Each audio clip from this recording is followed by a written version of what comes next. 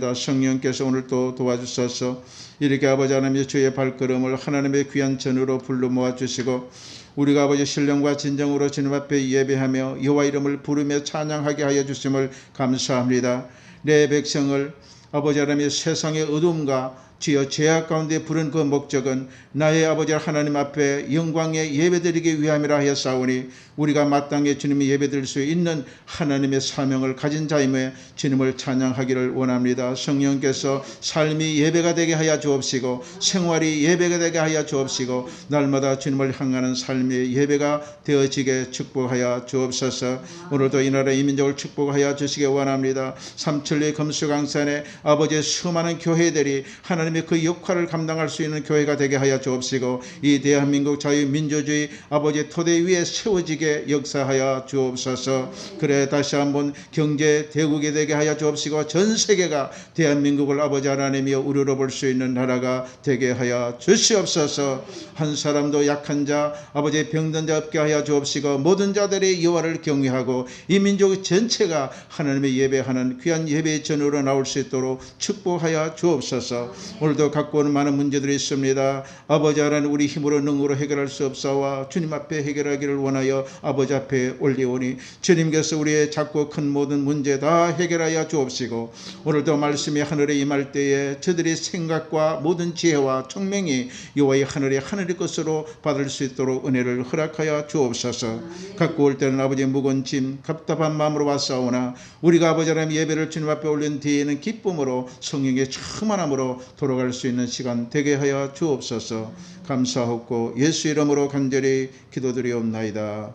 아멘. 이 말씀을 봅니다. 시편 150편 6절 말씀.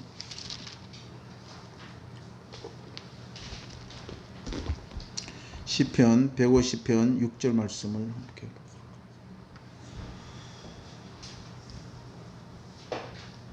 구약 성경 시편 150편 6절.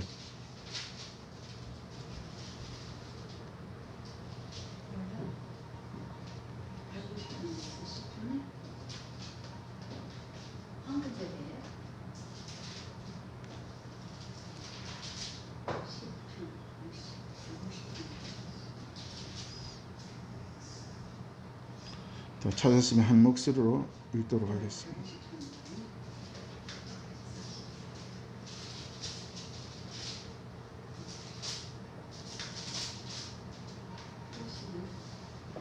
(6절) 말씀 봅니다. 시작. 호흡이 있는 자마다 여호와를 찬양할지어다. 할렐루야. 오늘 본문 말씀은 호흡이 있는 자마다, 호흡이 있다는 것은 이 땅에 살아있다는 것이죠. 호흡이 있는 자마다 다 여호와를 찬양할지어다 그랬어요. 그래서 오늘 이 말씀의 제목은 왜 하나님께 예배를 드리는가.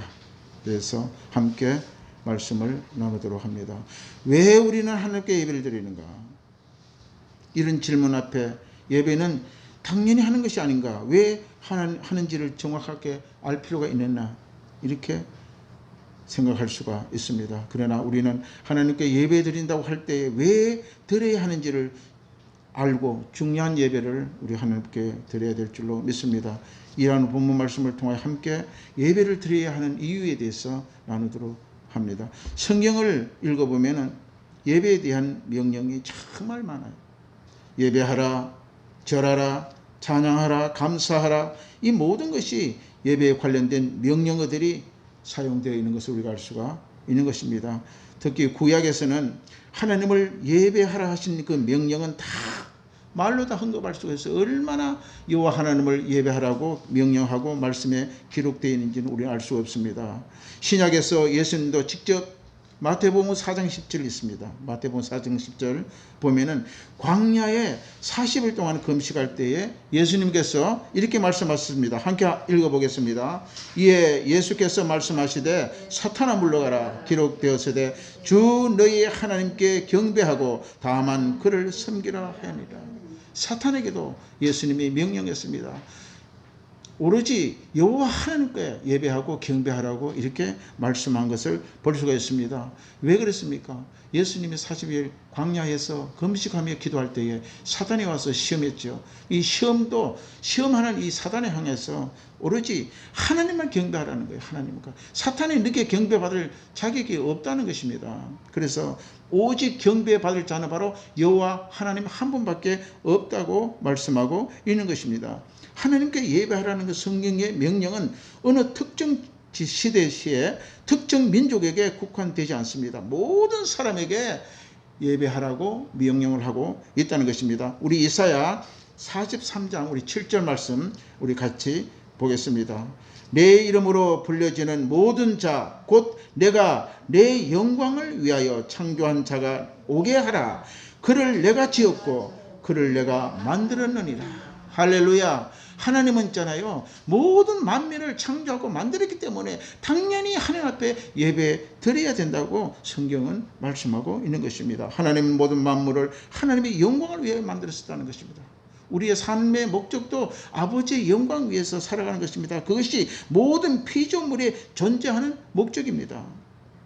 왜 그럴까요? 이 모든 피조물은 바로 하나님이 모양대로 창조했기 때문이라고 말씀하고 있는 것입니다. 하나님께 예배하기 위하여 모든 것을 창조했다고 말씀합니다. 또 시편 100편 1절에서 3절 한번 우리 같이 보겠습니다. 온 땅이여 여호와께 즐거운 찬송을 부를지어다.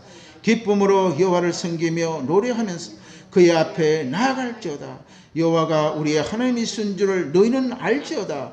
그는 우리를 지으신 이요 우리는 그의 것이니 그의 백성이요 그의 기르는 양이로다. 그러니까 예배 드려야 할 이유가 여기 있다는 것입니다. 할렐루야. 아멘. 하나님이 여러분을 창조하신 것을 믿습니까? 아멘. 우리는 바로 하나님은 나를 창조하신 것을 우리는 믿는 하나님의 백성입니다. 그렇다면 여러분은 하나님을 예배해야 할 충분한 이유를 가지고 있다는 것입니다. 하나님을 예배해야 할 책임과 사명이 있다는 것입니다. 그리고 나는 왜 세상에 살아가는가? 많은 사람들이 어디서 와서 어디로 가며 어디로 가는지를 알지 못하고 살아가는 사람들이 너무나 많다는 것입니다. 이게 뭡니까? 하나님의 창조의 목적을 모르기 때문에 어디로 가고 어떻게 살아야 되며 내가 마지막 때에 어디로 가는지를 알지 못하고 살아간다고 성경은 말하고 있는 것입니다. 왜 세상에 내가 사는가? 고민할 필요가 전혀 없어요. 저와 여러분의 존재 이유는 우리를 만드신 하나님이 되심으로 마땅히 예배를 드려야 하는 것입니다. 모든 피조물 보십시오. 해는 그 빛을 바람으로 해가 빛을 발하잖아요. 그 빛을 드러내므로 달도 또 그러하다고 성경이 얘기합니다. 아름다운 꽃을 보세요. 그 꽃을 만드신 하나님이 얼마나 아름다우신 것을 우리가 생각해 볼 수가 있습니다. 해는 해대로 다른 달대로 그 사명과 목적을 가지고 있습니다. 이게 뭡니까? 하나님을 영화롭게 하기 위해서 모든 피조물이 그렇게 자기의 모든 자태를 뽐내고 있다는 것입니다. 꽃도 어떻게 저렇게 수많은 꽃들이 찬란하게 여러 가지 꽃을 색깔로 피울 수 있습니까? 그건 하나님의 아름다움을 꽃들 통하여 우리에게 발휘하고 있다는 것을 알 수가 있는 것입니다. 모든 피조물들은 나름대로 하나님의 영광을 드러내고 있구나 하는 것을 우리가 자연을 봐서 알 수가 있어요. 그런데 많은 사람들이 하나님이 어디 있나? 나는 하나님이 있음을 알 수 없다고 이야기를 하지만 로마서 1장 20절에 이 모든 자연을 보아서 하나님을 알 수 있게 만들어놨다는 것입니다. 아멘. 그래서 너희는 하나님이 없다고 말할 수 없겠다 성경은 이야기하고 있는 것입니다. 우리는 피조물은 예배할 수 없어요. 피조물들은 피조물끼리 예배를 할 수 없어요. 사람이 사람을 보고 예배를 드릴 수가 없습니다. 사람은 예배 받을 존재가 아닌 것입니다. 할렐루야. 그렇기 때문에 예배를 받을 대상은 오직 천지 만물을 창조자 예수 그리스도 하나님만이 그 예배를 받을 수가 있다는 것입니다. 아멘. 그래서 우리는요 예배의 대상은 사람 앞에 예배하는 게 아니에요. 우상 앞에 예배하는 것이 아닙니다. 오직 만물을 창조하신 창조주 하나님 앞에 예배를 드려야 한다는 것입니다. 우리 베드로전서 우리 2장 9절에 이렇게 기록되어 있습니다. 함께 봅니다. 그러나 너희는 택하신 족속이요 왕같은 제사장이요 거룩한 나라요 그의 소유가 된 백성이니 이는 너희를 어두운 데서 불러내어 그의 귀한 빛에 들어가게 하신 이의 아름다운 덕을 선포하게 하려 하심이라. 할렐루야. 우리를 죄와 어둠 속에서 불러냈다는 것입니다. 불러내서 하나님의 하늘나라 구원의 백성으로 만들었기 때문에 우리는 하나님 앞에 예배 안 드릴 수가 없는 것입니다. 할렐루야. 그래서 이 말씀을 볼 때에 우리의 삶은 선지자의 삶이요 제사장의 삶으로 살아가고 있다고 이야기를 하고 있는 것입니다. 에베소 우리 1장 3절에서 14절 말씀, 성경 말씀을 다 같이 한번 찾아보겠습니다. 신약 성경 에베소 한번 봅니다.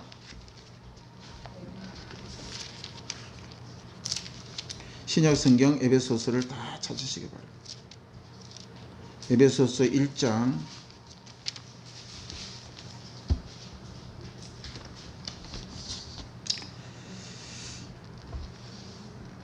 다 찾으시기 바랍니다.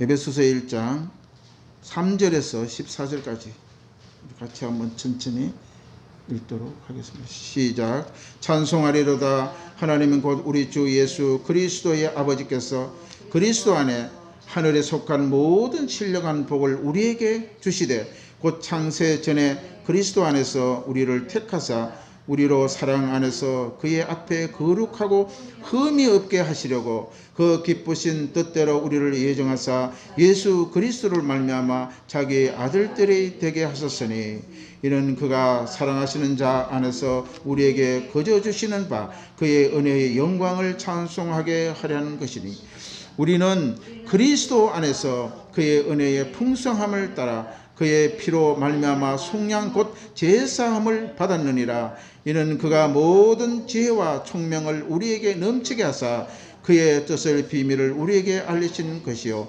그의 기뻐하심을 따라 그리스도 안에서 때가 찬 경륜을 위하여 예정하신 것이니 하늘에 있는 것이나 땅에 있는 것이나 다 그리스도 안에 통일되게 하려 하심이라. 모든 일을 그의 뜻이 결정대로 일하시는 이의 계획에 따라 우리가 예정을 입어 그 안에 기업이 되었으니 이는 우리가 그리스도 안에 전부터 바라던 그의 영광의 찬송이 되게 하려 하심이라. 그 안에서 너희도 진리의 말씀 곧 너희의 구원의 복음을 듣고 그 안에 또한 믿어 약속의 성령을 인치심을 받았느니라. 아멘. 놀라운 역사입니다. 왜 우리가 구원을 받았습니까? 하나님을 예배를 위해서 구원을 받았다는 것입니다. 그리고 구원을 받고 정말 내가 하나님의 백성이라 하는 사람들이 예배를 소홀하면 절대 안 됩니다. 창조의 그 목적과 동일한 것입니다. 사실 죄로 인하여 이룰 수 없었던 이 모든 것들을 창조의 그 목적이 구원을 통해 다시 이룰 수 있게 하신 것입니다. 이것은 누굽니까? 바로 아버지 하나님의 아들 예수 그리스도 안에 있는 자들입니다. 즉 그분을 믿고 구원받은 자들이 하나님을 예배해야 할 이유가 있다는 것이 너무나 분명한 사실인 것입니다. 우리가 그것을 위하여 구원을 받았다는 것입니다. 예수님은 이 땅에 잃어버린 자를 찾아 구원을 위하여 오셨다고 말씀하고 있는 것입니다. 결국은 말입니다. 이 말은 예수님의 참된 예배자를 찾아오셨다는 것입니다. 구원하신 그 목적은 예수님은 하나님을 예배자를 찾기 위해서 우리를 구원하셨다는 것입니다. 할렐루야. 아멘. 죄인을 구원하여 참된 예배자로 다시 하나님 앞에 세우기 위하여 예수님이 이 땅에 오신 목적인 것입니다. 구원을 받았다고 한다면 우리는 하나님께 예배하는 일에 소홀히 하면 안 되는 것입니다. 구원받은 저와 여러분의 삶이 예배로 나타나야 될 줄로 믿습니다. 우리는 이 한 가지를 꼭 잊지 말아야 할 것은 하나님은 우리 모두를 믿는 자들에게 믿지 않는 자든 하나님을 예배하라고 창조했다는 것입니다. 믿는 자든 믿지 않는 사람들은 그 창조의 목적은 하나님을 예배하기 위해서 인간을 창조하셨다는 것입니다. 그러기에 예배를 명령이라 할 수 있고 또 명령을 불순종하는 사람에게는 반드시 심판을 받는다고 성경은 기록합니다. 우리 빌립보서 우리 2장 9절에 11절 말씀을 우리 함께 읽겠습니다. 이러므로 하나님이 그를 지극히 높여 모든 이름 위에 뛰어난 이름을 주사 하늘에 있는 자들과 땅에 있는 자들과 땅 아래에 있는 자들로 모든 무릎을 예수의 이름을 꿇게 하시고 모든 입으로 예수 그리스도를 주라 시인하여 하나님 아버지께 영광을 돌리게 하셨느니라. 아멘. 너무나 하나님 우리는 예배해야 될 분명한 목적을 성경에 말씀하고 있는 것입니다.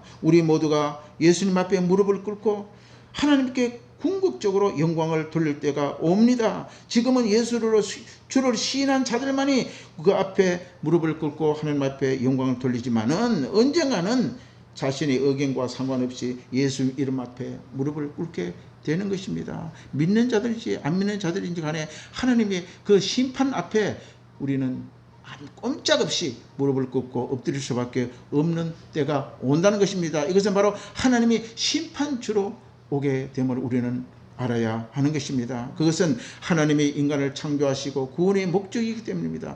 예배는 선택이 아닙니다. 우리에게 필수요 사명입니다. 마지막으로 우리 출애굽기 5장 1절을 보면은 출애굽기 5장 1절 한번 봅니다. 성경 말씀 시작. 그 후에 모세와 아론이 바로에게 가서 이르되 이스라엘의 하나님이 여호와께서 이렇게 말씀하시기를 내 백성을 보내라. 그러면 그들이 광야에 내 앞에 절기를 지킬 것이라 하셨나이다.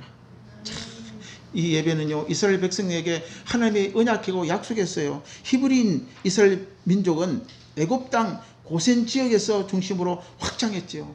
그 야곱을 통해서 이스라엘 엄청나게 번창했습니다. 히브리인들이.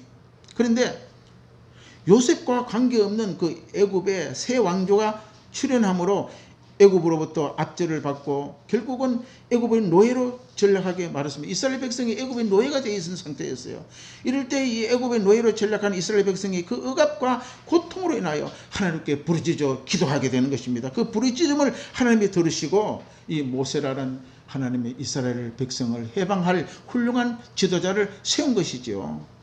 아멘. 그래서 모세를 불러서 이스라엘 백성을 해방시킬 지도자를 삼으시고 이스라엘 백성의 종되었던 그 애굽 땅에서 이제 구해서 낼 때에 하나님이 말씀하십니다. 출애굽기 5장 1절에 그 후에 모세와 아론을 바로에게 가서 이르되 너희는 바로의 왕에 가서 이르라. 이스라엘의 하나님 여호와께서 이렇게 말씀하시기를 내 백성을 내보내라. 그 내보낸 이유가 뭡니까? 나 하나님을 예배하기 위해서 보낸다. 할렐루야. 아멘. 고난과 역경과 어려움과 모든 애굽에서 종살이했던 이스라엘 백성을 건져낸 그 목적은 하나님께서 예배를 받으시기 원해서 그래서 출애굽을 시켰다고 성경은 말씀하고 있는 것입니다. 우리 골로새서 1장 13절 14절 우리 한번 읽겠습니다. 시작. 그가 우리를 흑암의 권세에서 건져내사 그의 사랑의 아들 나라로 옮겨섰으니 그 아들 안에 우리가 속량 곧 제사함을 받아내리라. 우리도 이스라엘 백성과 같다는 것입니다. 죄와 어둠 속에 있었던 자였어요. 그럴 때 우리를 건져냈다는 것입니다. 이 건져낸 자들은 모두 다 여호와 하나님께 예배할 목적과 사명을 가지고 있다고 말씀하고 있는 것입니다. 아멘. 그래서 구약에부터 이 모든 하나님의 백성들은 오로지 하나님 앞에 예배를 해야 된다고 성경은 가장 말씀 가운데 중요하게 여기고 있는 것입니다. 예수 믿는 저와 여러분은 죄와 죽음의 지배, 사탄의 왕국, 예수님께서 지배하는 하나님의 나라로 옮겼다는 것입니다. 우리는 원래의 사탄의 나라와 사탄의 왕국에 지배당하고 죄의 허물 가운데 심판받을 수밖에 없는 그런 처지에 놓여 있었던 사람들입니다. 그런데 하나님께서 옮겼어요. 어디로? 하나님 아들 왕국, 사랑의 아들 나라로 우리를 옮겼다는 것입니다. 예수 믿는 사람은 하나님 나라로 옮긴 자가 된 것입니다. 할렐루야. 이 사실을 아는 이는 하나님께 예배해야 한다는 것입니다. 옮겼었다는 말은 뭡니까? 이 헬라어로 말하면 메데스테이션이라는 말인데 이 단어의 의미는 고대 시대에 싸움을 이기면요 한 나라를 있잖아요 다른 동네로 옮겨버려요. 그래서 옮긴다는 뜻이 바로 이 성경에 헬라로 옮겼다는 그 원어가 나오는 것을 보면은 그 시대 그런 가운데서도 다른 데로 완전히 새 땅으로 보내본다는 것입니다. 할렐루야. 아멘. 우리는 죄와 어둠의 그 땅, 죄와 어둠의 삶에서 완전히 하나님을 믿음으로 예수 그리스도를 믿음으로 구원받은 자는 바로 하나님의 그 계신 하나님의 왕국의 나라로 우리로 옮겨졌다는 것입니다. 아멘. 그래서 하나님과 우리는 예배드릴 수밖에 없고 찬양할 수밖에 없고 하나님을 따를 수밖에 없고 말씀에 순종할 수밖에 없다는 것입니다. 고대 시대의 싸움에 이기면 이렇게 전체 국민이 새로운 땅으로 이주한 것처럼 하나님이 애굽에 430년 동안 종살이하던 이스라엘 백성을 구원하여 내주셨지. 하나님이 가장 먼저 우리를 흑암 권세에 건졌었다는 것입니다. 그 흑암의 권세가 뭡니까? 빛 대신 하나님을 떠나 빛을 싫어서 하나님을 떠난 거 아닙니까? 그래서 흑암의 나라로 들어간 거예요. 사탄 마귀의 나라로 들어간 거예요. 왜? 이거는 원래 아담이 에덴에서 말씀에 불순종함으로써 이미 하나님과 단절됨으로써 흑암의 나라, 이 사단의 나라에 떨어지게 될 수밖에 없었던 것입니다. 그런 우리 인생, 그런 우리 인간들을 하나님께서 아들 예수 그리스도를 보내셔서 우리를 건져낸 것입니다. 할렐루야. 이것이 바로 구원입니다. 구원. 할렐루야. 아멘. 그래서 여기 성경에 보면 어두운 가운데 존재하는 이 악한 영의 세력, 곧 사탄의 세력을 말합니다. 악의 세력을 죄와 죽음의 막강한 권력을 가지고 있는 것을 말씀하고 있는데, 그래서 사탄의 세력을 권세로 불러, 성경이 권세라고 그렇게 부르고 있는 것입니다. 왜? 그러면 사탄의 권세로 부르지 않고 성경에 보니까 흑암의 권세라고 불렀나? 이것을 보면요, 사탄의 세력이 빛 대신 주님을 떠나 어둠에 속한 영이기 때문에 그렇게 말씀하고 있는 것입니다. 우리 성경에 보면요, 누가복음 22장 52절 53절에 보면요, 이렇게 말씀하고 있습니다. 예수님은 검과 뭉치를 가지고 자기 자신을 잡으러 온 자들을 향하여 어둠의 권세자라고 얘기를 하고 있는 것입니다. 왜 그렇습니까? 이스라엘 백성들이, 유대인들이 예수님을 잡아서 십자가에 죽이기 위하여 계속 혈안에 대해서 따라다닌 것을 우리가 볼 수가 있습니다. 그것을 예수님은 어둠의 권세자라, 어둠의 권세자라. 우리는 바로 이처럼 하나님께서 말씀하신 이 모든 것은 마땅히 우리는 죄와 어둠에서 건져낸 자, 어둠에서 건져낸 자, 바로 하나님 앞에 예배드려야 할 이유와 목적이 된다고 말씀하고 있는 것입니다. 우리 에베소서 6장 12절 말씀을 우리 같이 봅니다. 같이 읽겠습니다. 우리가 싸워야 할 대상은 어둠의 세상 주관자들이라고 말씀하고 있죠. 이렇게 우리를 흑암에서 건져내 아들의 나라로 옮겼다고 성경은 말씀하고 있는 것입니다. 예수님은 구주로 영접하는 순간 이미 우리는 하나님의 나라, 하나님의 아들 나라로 옮겨진 상태입니다. 할렐루야. 우리 가운데 이미 천국이 시작되어지고 있는 것을 우리는 알 수가 있는 것입니다. 이와 같이 우리는 죄와 어둠에 건져낸 자들이므로 마땅히 하나님께 경배와 찬양을 소홀히 해서는 안 되는 것입니다. 우리의 지음의 목적은 하나님의 예배드리기 위해 지었다는 것입니다. 아멘. 예배가 또 주일날 와서 예배드리는 게 예배가 아니라 삶의 예배가 되어야 돼요. 늘 하나님의 영으로 교통하고 찬양하고 말씀에 묵상하고 매일매일 주님과 교제하는 것이 우리가 예배입니다. 그런 예배가 우리 일상의 삶의 예배로 우리가 바로 돌아가야 될 줄로 믿습니다. 우리 말씀을 생각하면서 함께 우리 통성으로 기도할 때에 성령께서 역사하여 주시옵소서, 성령이 임하여 주셔서 정말 하나님의 역사하는 아름다운 거룩한 아버지 하나님의 예배가 될 수 있도록 도와달라고 함께 부르짖어 기도하겠습니다. 우리 주여 삼창 부르짖고 기도하겠습니다. 주여 주여 주여 할렐루야.